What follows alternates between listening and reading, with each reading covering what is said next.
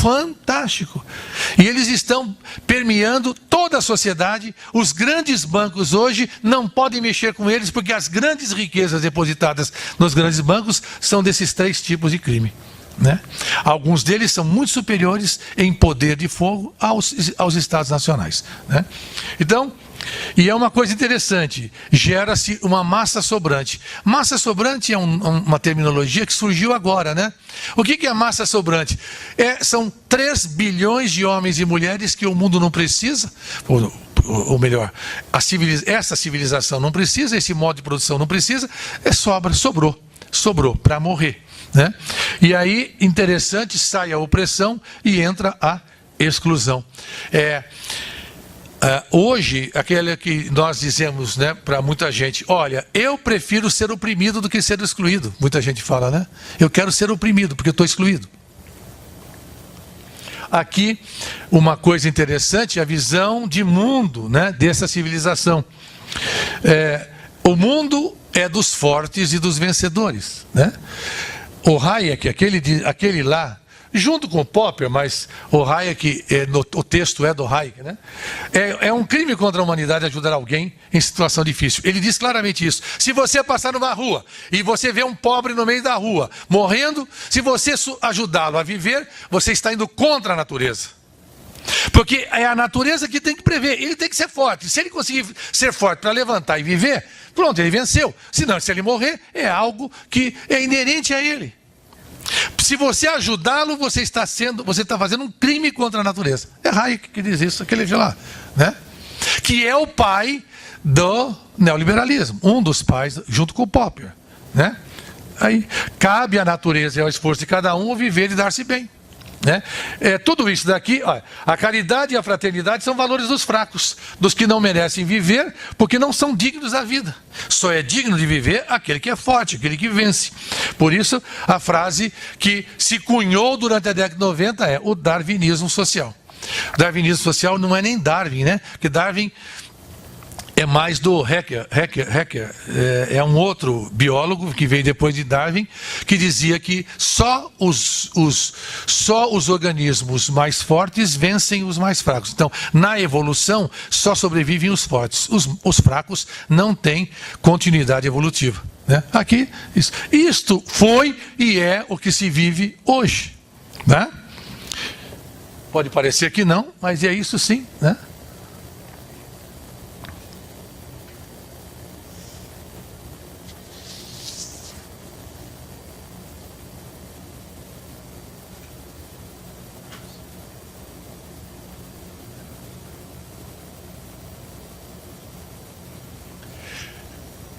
Esses são os valores, né, da civilização que nós estamos vivendo, tá?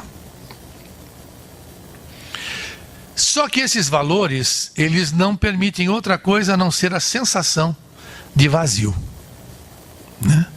Eles não preenchem nada. Por isso mesmo que quando você tem, você sai em busca de mais, porque aquilo não te preenche, né?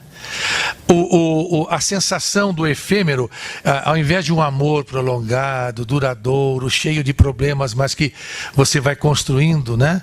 Não, você tem o sentimento, a sensação, né, daquele momento, viver aquele momento. Viver aquele momento, você sai à cata de outro sentimento para viver outro momento, né? É o vazio da existência que está se vendo, né? A nossa juventude é isso aqui, né? Infelizmente, eles são as maiores vítimas de todo esse processo, né? Então, agora as crises, né? Vou tentar ser bem rápido, tá? Primeiro, a crise do Estado, né? O Estado, eu mostrei para vocês que o Estado, quer dizer, executivo, legislativo, judiciário, aparelho burocrático, aparelho policial, isto é o Estado, né? O Estado é a estrutura que queremos ocupar para construir os nossos projetos, né? O Estado é isso aí.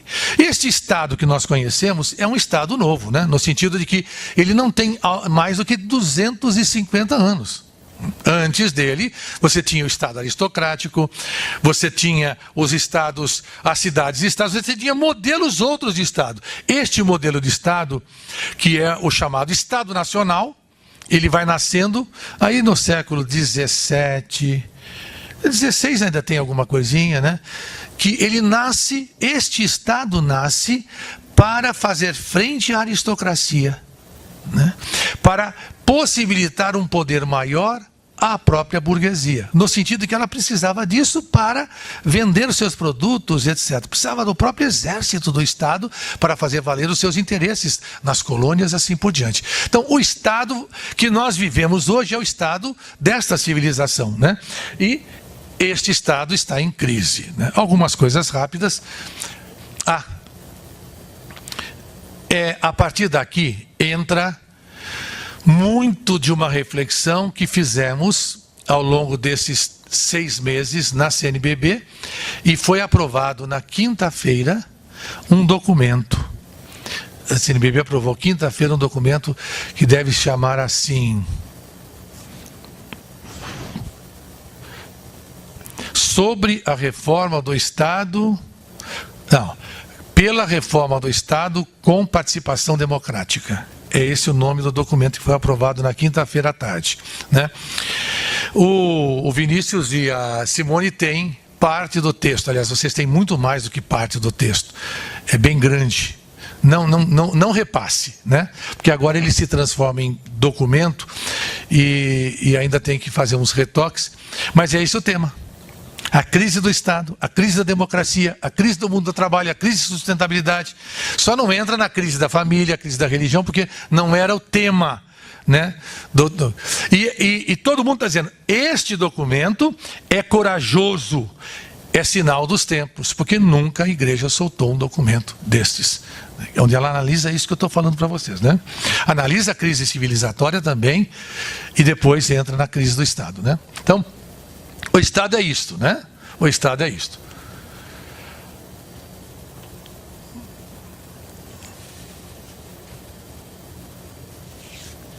Pronto, isso eu já falei para vocês, né?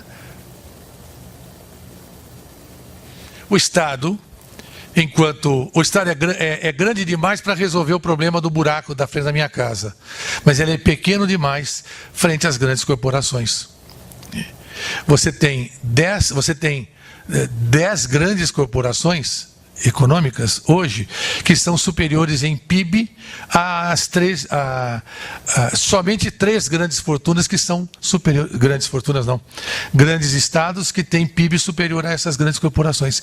E com essas grandes corporações, com esse grande poder econômico, eles fazem o que querem nos países, né? A gente até diz que se uma dessas corporações espirrar, a economia de um país vai à bancarrota. Só isso, né? Então, o legislativo é isso que nós sabemos, né? Ele é impermeável às classes populares, mas ele é totalmente permeável pelo poder econômico, ele age pelos interesses, né, desse poder econômico, né? Então, e também ele não é representativo. O judiciário, ele é vulnerável. Bom, veja-se o judiciário que nós temos no Brasil, né? Eu fico encantado com o que nós temos. Eu fico encantado como a imprensa ainda vai e diz que é maravilhoso, né? Bom, aí a justiça, né? A justiça é uma coisa incrível, porque eu falei para vocês que o judiciário, olha, a justiça, ela surge de um arcabouço estruturado ao longo dos últimos 800 anos, né? E se baseia na propriedade. Não é o problema o problema todo é que a justiça, em última instância, ela não busca fazer justiça. Se você perguntar a um juiz, e se tiver advogado aqui também, há um advogado, né? Você está fazendo justiça? E o juiz e o advogado, se eles forem sérios, eles vão dizer, não estou fazendo justiça, eu estou buscando o ato jurídico perfeito, ou seja, o cumprimento de um ritual.